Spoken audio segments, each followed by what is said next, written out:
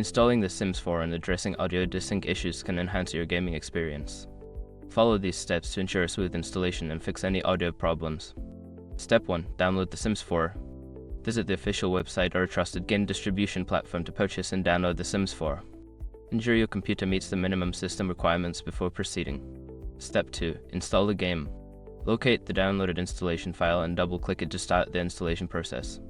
Follow the on-screen instructions, selecting your preferred installation location and any additional options. Step 3. Launch the game. Once the installation is complete, open The Sims 4 from your desktop or game library. Allow the game to update to the latest version, as updates often include bug fixes and improvements. Step 4. Adjust audio settings. In the game menu, navigate to the Options/Settings menu. Under the audio settings, adjust the sound quality and output device. Experiment with different settings to find the optimal configuration for your system. Step 5. Troubleshoot audio desync.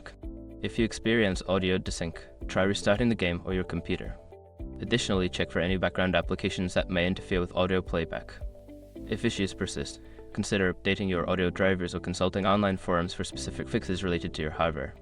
By following these steps, you can successfully install The Sims 4 and resolve any audio desync issues you may encounter. Enjoy your gaming experience.